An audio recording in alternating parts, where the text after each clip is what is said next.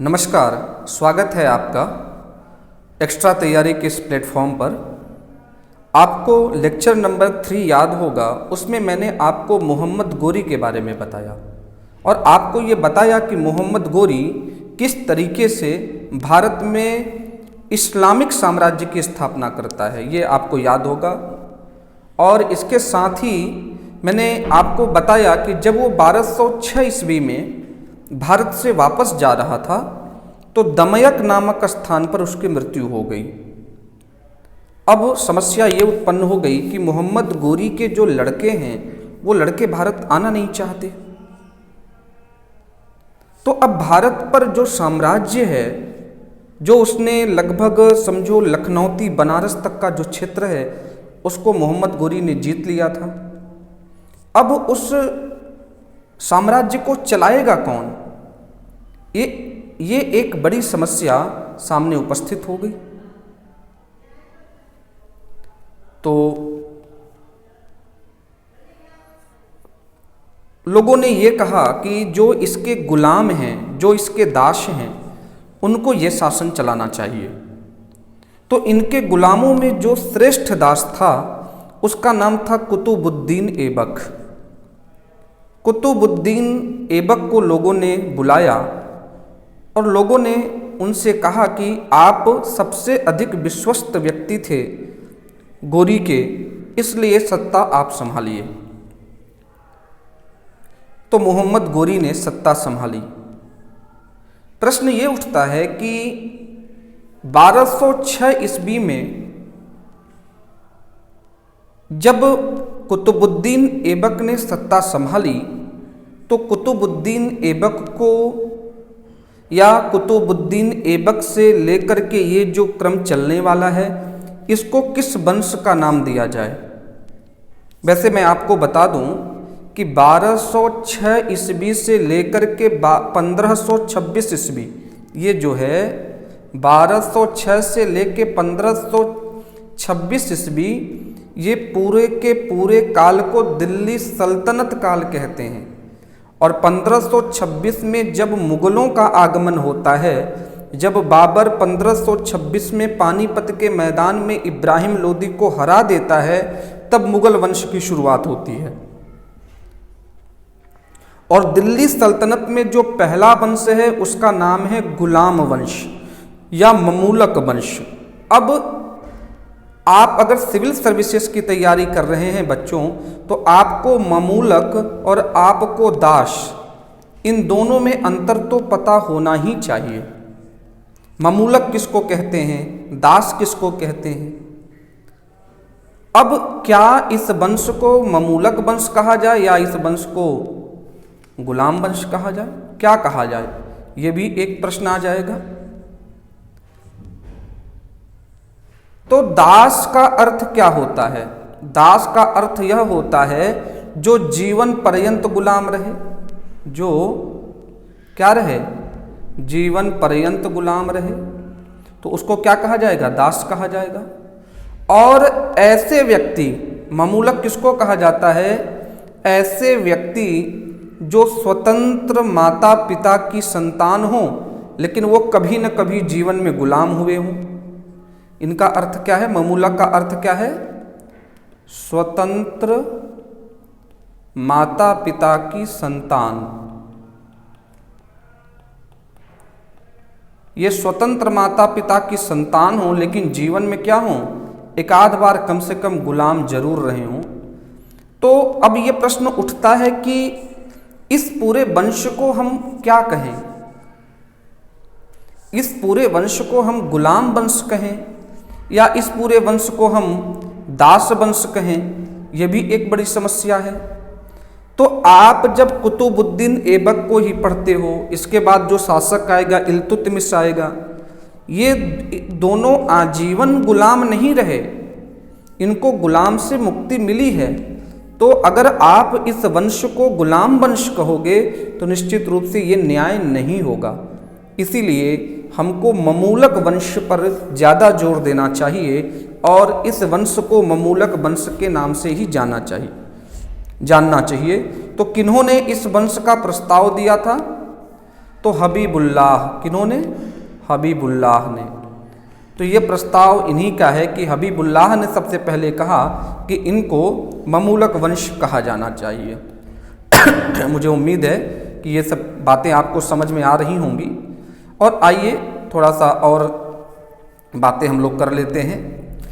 बात यह है कि अगला जो टॉपिक आपके सामने दिख रहा है ये है कि क्या इल्वरी वंश की संज्ञा उचित है।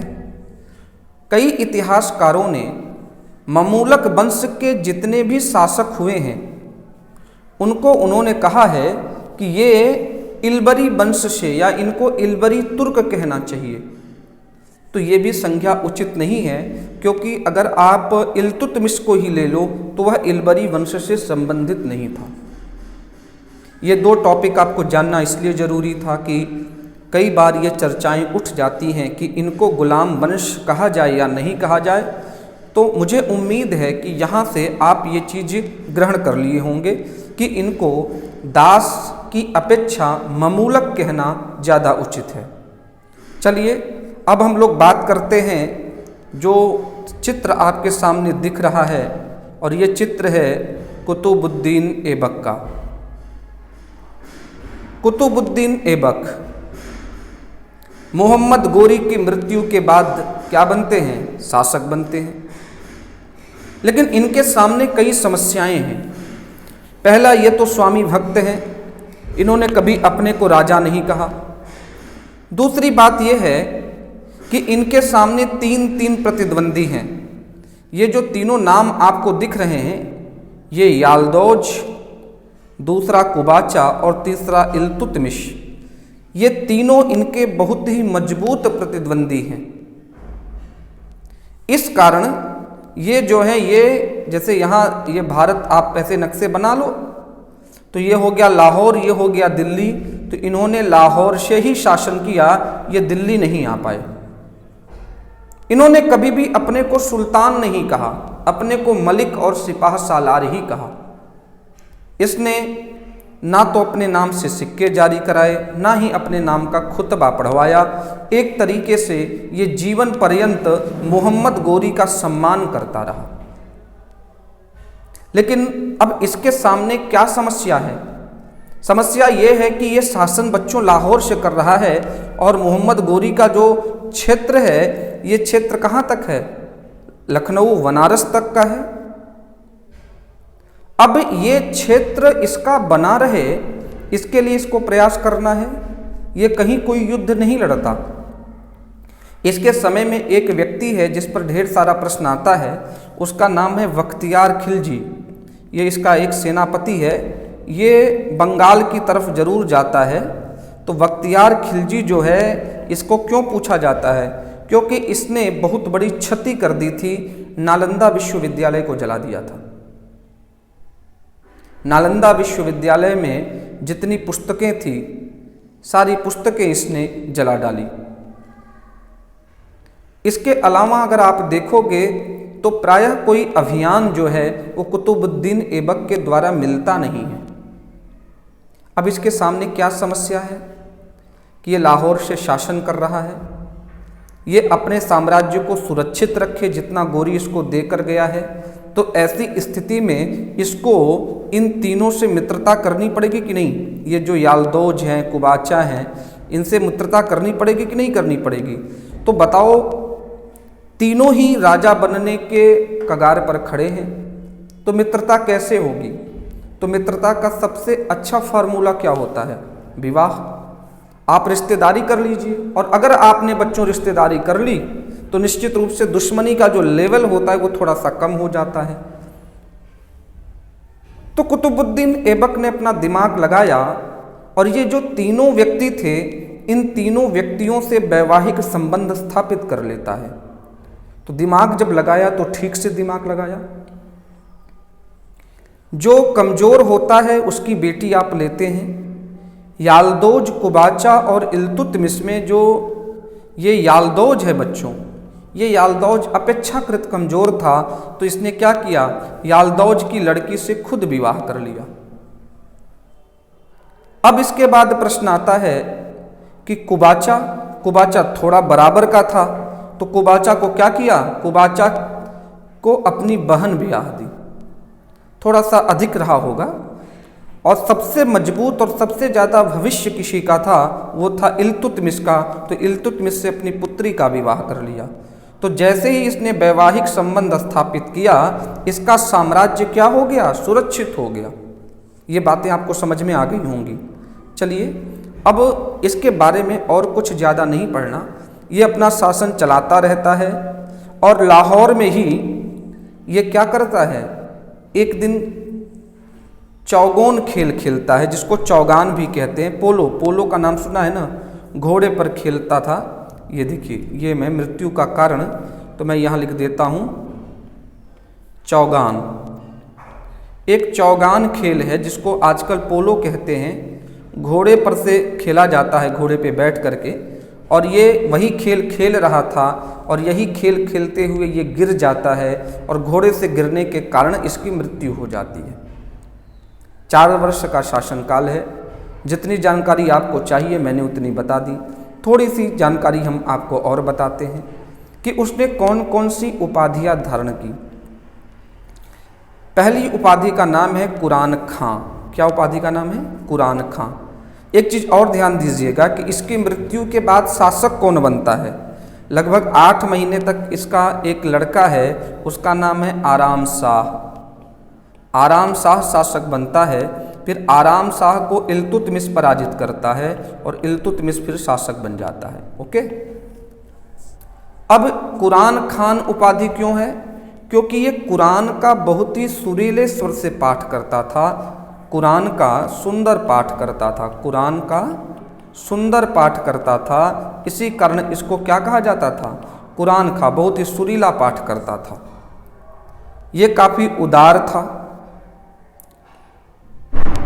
ये अत्यधिक उदार था और उदारता में ये लाखों का दान करता था। ये अपनी उदारता के चलते ये लाखों का दान करता था और इसी के कारण क्या होता था कि उदार हृदय के चलते इसको हातिम ताई कहा गया और इसके दान के चलते लाखों में दान करता था, इसलिए बच्चों इसको लाख बख्श कहा गया। अब जो कुतुबुद्दीन ऐबक से प्रश्न आता है वो प्रश्न ये आ सकता है कि कुतुबुद्दीन ऐबक ने क्या क्या निर्माण कार्य करवाए। तो उसके ये 3 निर्माण कार्य फेमस हैं। पहला है कुब्बत उल इस्लाम। ये जो है भारत की पहली मस्जिद है, इसने मंदिरों को तोड़ा। पहले वो जैन मंदिर भी था, विष्णु मंदिर भी था, उसको तोड़ करके इसने मस्जिद बनवाई और इस मस्जिद का नाम पड़ा कुब्बत उल इस्लाम मस्जिद। और इस मस्जिद का विस्तार इल्तुतमिश ने भी किया। तो ये पहला काम था। यदि आप उसके दूसरे काम के बारे में जानना चाहेंगे तो उसका दूसरा काम था कुतुब मीनार को बनवाना। कुतुब मीनार से काफ़ी प्रश्न आते हैं। प्रश्न पहला तो ये आता है कि कुतुब मीनार किसकी याद में बनवाया गया।